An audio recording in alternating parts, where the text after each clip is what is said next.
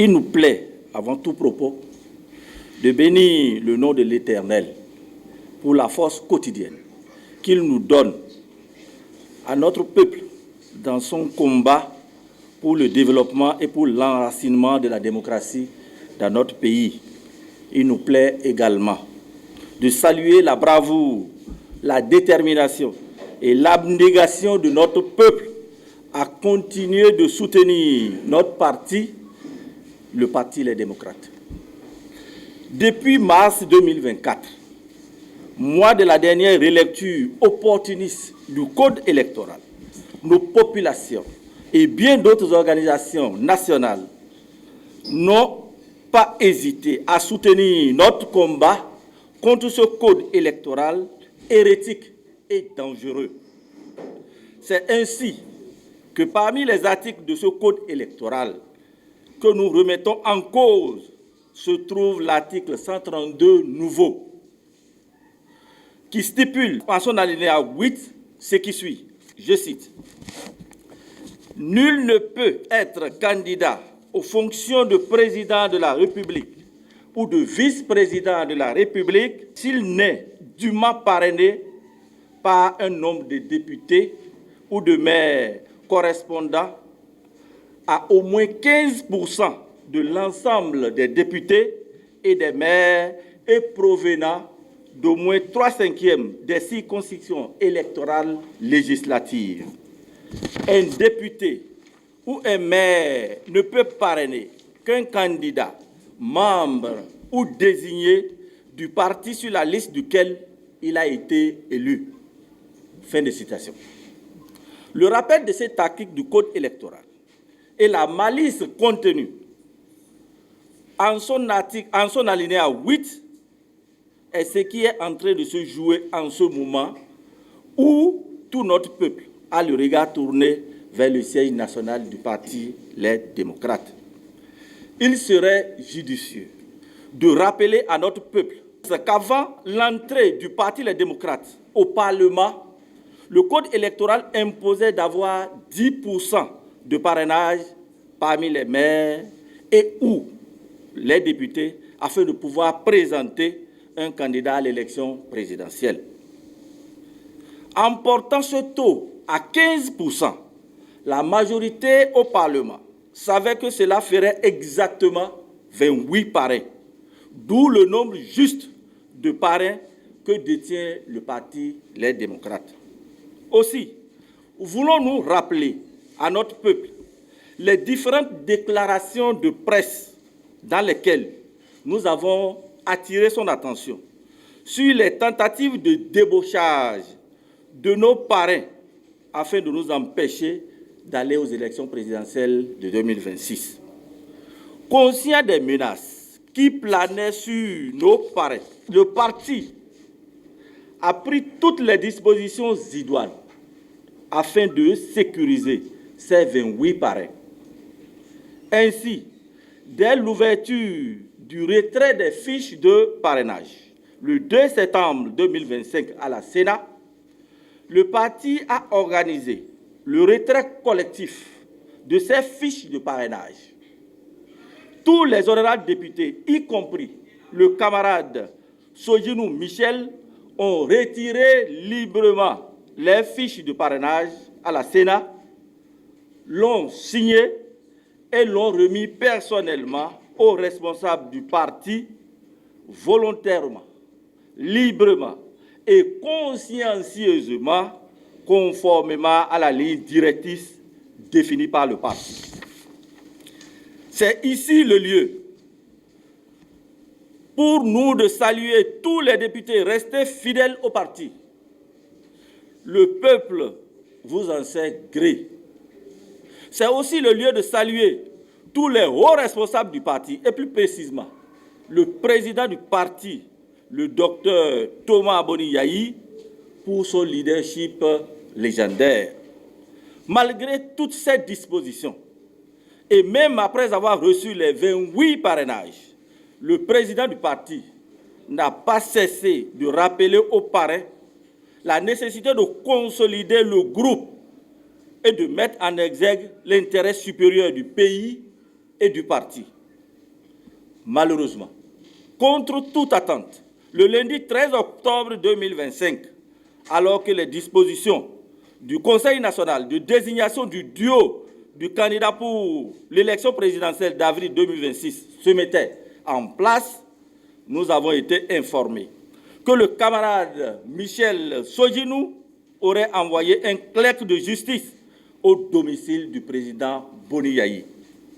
Le clerc de l'huissier de justice, venu pour signifier l'acte, est arrivé au domicile du président Boni Yayi le lundi 13 octobre 2025, dans un premier temps, aux environs de 14 heures, avec un document dans lequel la date était du 13 novembre 2025.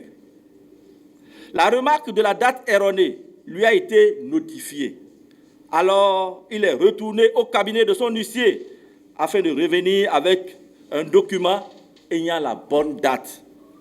Il est ainsi revenu autour de 16h10 et a annoncé qu'une audience concernant sa notification s'ouvre au tribunal de première instance de Cotonou à 16h.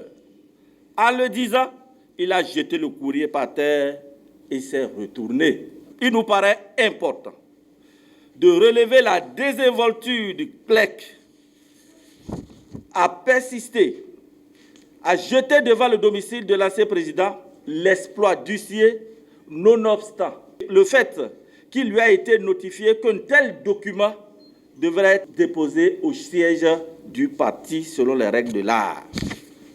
En outre, il n'est pas anodin de relever l'extrême diligence dont a fait preuve le tribunal de première instance de Cotonou pour une justice caractérisée par la lourdeur administrative. Ensuite, le tribunal aura agi, conduit le dossier, bien que sa compétence dans le domaine concerné soit de toute évidence sujet à caution. Enfin, l'entrée en scène, voire l'irruption intempestive à la veille de la clôture des candidatures à la présidentielle du député Soghinou est véritablement suspecte. L'honorable Soghinou est également devenu le porte-parole de la rupture, visiblement son cheval de Troie pour réaliser les desseins funestes du pouvoir, à savoir remettre en cause le leadership du président Boni Yayi, faire du parti Les Démocrates un FCBE bis à la dévotion de la rupture, mettre à sa tête une personnalité capable d'obéir au doigt et à l'œil du pouvoir de la rupture. Ce projet a échoué au congrès de Parakou. Le député Soghinou parle de régionalisme au sein de notre parti.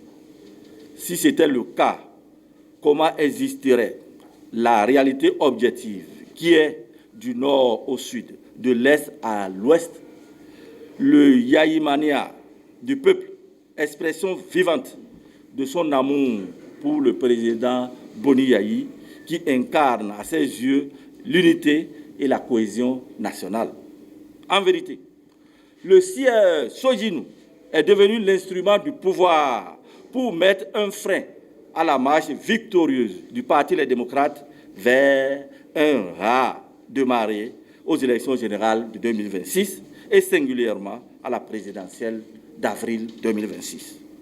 Le modus operandi, concocté de concert avec le pouvoir et la confiscation du parrainage par le canal du tribunal de première instance de Cotonou, dont nous récusons la compétence et le verdict, nous terminerons nos propos par cette adresse solennelle au peuple béninois et à la communauté internationale.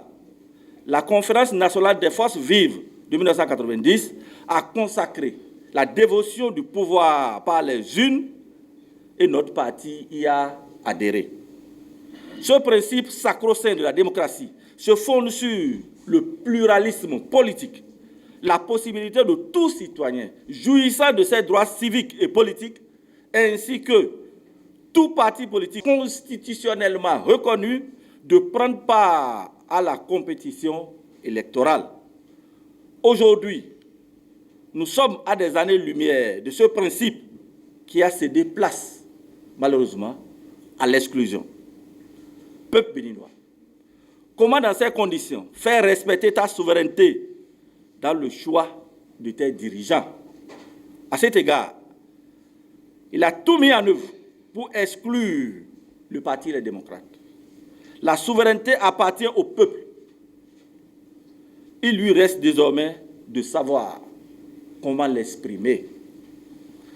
Au regard de la description faite de la situation, le Parti des démocrates recuse le verdict du tribunal de première instance de Cotonou, refuse de reconnaître la compétence d'un juge ordinaire de connaître de l'affaire selon notre Constitution et maintient sa position sur l'ensemble de ces 28 parrainages. Le Parti des démocrates condamne l'instrumentalisation du sieur Michel Sodjinou dans le seul but de briser le rêve de tout un peuple, à savoir faire participer le duo des candidats du Parti des démocrates à l'élection présidentielle de 2026 et la gagner justement. Le Parti des démocrates rappelle à ses militants et militantes que son duo de candidats sera bel et bien à l'élection présidentielle d'avril 2026. Le Parti Les démocrates exhorte ses militants et militantes et tout le peuple béninois à la sérénité, à la détermination pour une victoire éclatante en 2026.